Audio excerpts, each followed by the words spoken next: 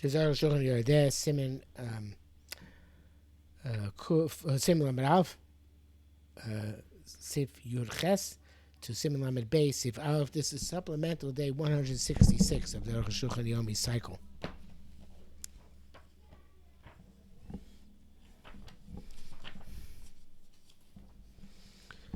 Yud Ches. So we're talking about worms.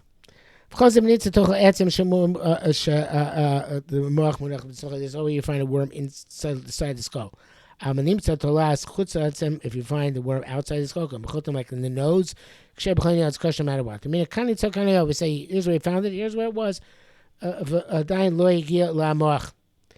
didn't reach into the brain ever.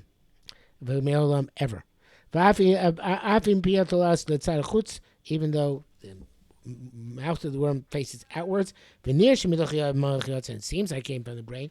Is permitted. It's a double suffix.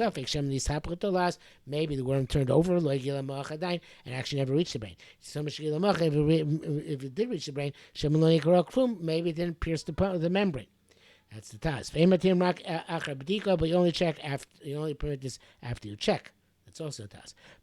Even though we normally say we're not conversant with that check, nonetheless, in this case, where there are other reasons to be lenient, because we can still rely on our check. That's also a Taz. Allows it even without a check.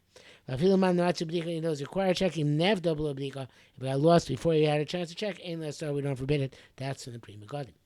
You test. If you find a worm within the brain itself, if it is revealed, I guess there's no interruption between it and the membrane. If it surrounds on all sides, I guess the brain surrounds the worm on all sides. The worm is deep inside the brain. It's just like water inside the brain. That's for sure. You still have to check the membranes. If not, we have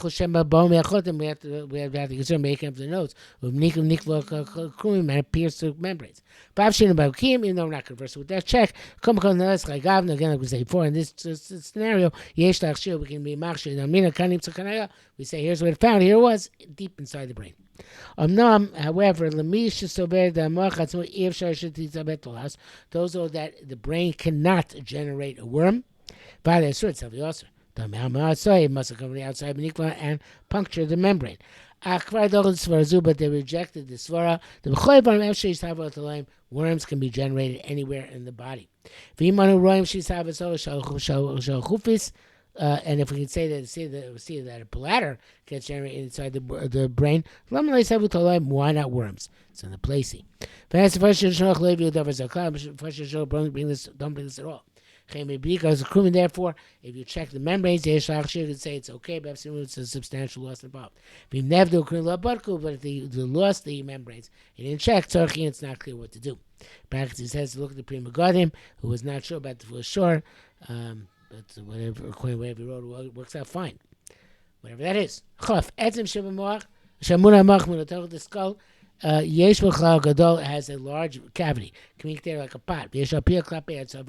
And there is on the opening towards the neck, like two large legumes. Everything which is in the brain up to these legumes, and these legumes included. I think it's the brain stem.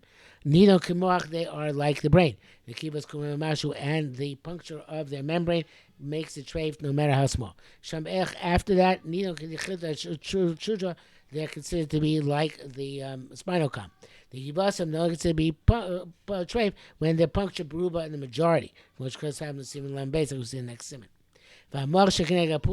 The brain opposite these two large structures, these two legume structures, which has the same status of the brain.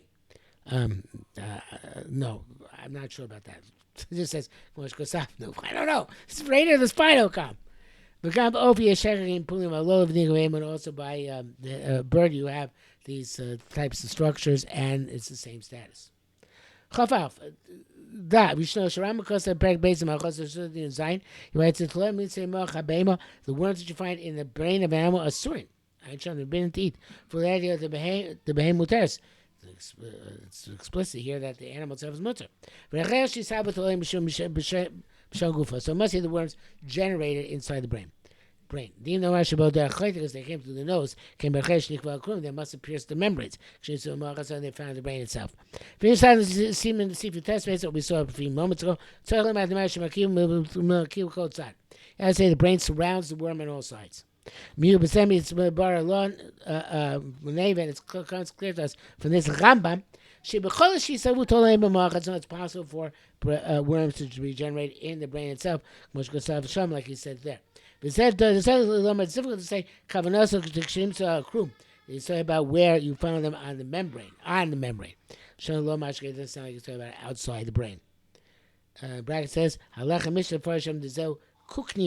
this worm is a kuknia. It's not true. Kuknia is worm specifically in fish. Like Rib says explicitly. That which he says about worms in the brain. That's referred to as the needles of the flesh. Because the Mishnah seems all the way as well. Lamed base. Dine trefus in the spinal column. Of chut the spinal column goes out from the brain, v'nim shalapnei kol hasheder, and extends throughout the entire spine, as well as up to the end of the tail. It sustains and connects kol evorim, all the limbs, vagidim, and all the sinews, which sustains the animal. If it's damaged to its width, most of the circumference of the skin, which surrounds the column, that surrounds the marrow in the column, even if all the marrow is intact. In terms of this perspective, the marrow is insignificant. Once the skin, which I think conveys electrical signals from the brain to the body and vice versa. I think that the marrow actually sustains the skin around it, but the skin around it transmits the signals, if I recall correctly. Once the skin around the spinal column's marrow is severed in its majority, its width, eventually the moch is going to come out. Let's say it's going to separate and come out, or it is sustained by the the skin. So it doesn't seem like he's learning that because the electrical signals go through the skin. How could he say that? How would he know? But he's saying that it's because the moach is not going to be sustainable if there's a significant cut in the skin. It says, look at Rashi, that may base. Or especially if most of the skin is severed, it's treifa. If the majority of the skin is not severed, even all the marrow inside is severed. Kosher, it's kosher. Okay, so that does sound like the skin is ikar. Okay. All right, but that's it for today.